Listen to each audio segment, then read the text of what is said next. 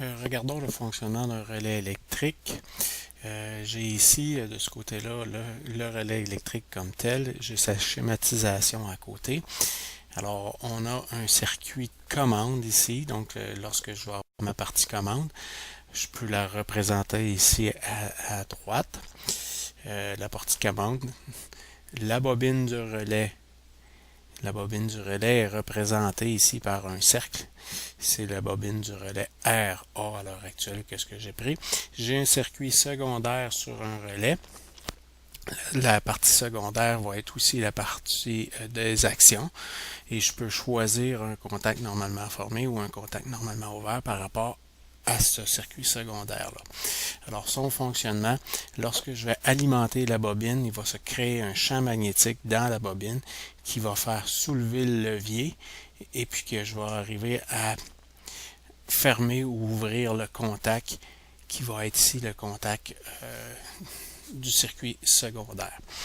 Donc, si on regarde physiquement comment c'est représenté, j'ai ici mon 24 volts, j'ai mon bouton, la bobine de mon relais. Donc, j'ai la même chose ici, j'ai mon bouton, la bobine de mon relais qui est ici, et j'ai la borne A1 et la borne A2 qui est ici, donc A1 au positif, A2 qui revient au 0 volts. Donc, ici, j'ai le circuit secondaire, le schéma du circuit secondaire qui est ici. Dans mon cas, ici, j'ai un circuit avec un contact normalement fermé qui est branché entre la borne 11 et 12.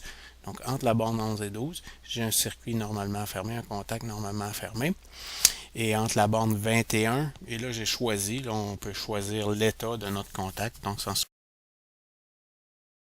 Donc entre 21 et 23. J'ai entre 21 et 23 ici, j'ai un contact normalement ouvert. Donc, qu'est-ce qui se produit lorsque j'active mon contact?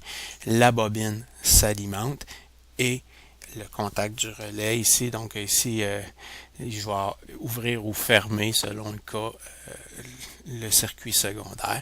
Donc, si je fais la même affaire de ce côté-ci, à l'heure actuelle, j'ai du 24 volts qui s'en vient à la lumière. Ma lumière est allumée. Lorsque j'alimente la bobine de mon relais, l'état du contact va changer. Donc, celui qui était normalement ouvert va fermer. Celui qui était normalement fermé va ouvrir. Donc, je vais avoir l'échange de mes lumières à l'heure actuelle en le faisant. Donc, c'est de cette façon-là qu'un relais fonctionne. La partie commande ici peut être sur une action. Ici, il peut être sur un voltage différent que de la partie commande. Alors voilà, c'est comme ça que fonctionne un relais et c'est comme ça qu'on branche un relais ou qu'on fait la schématisation d'un relais.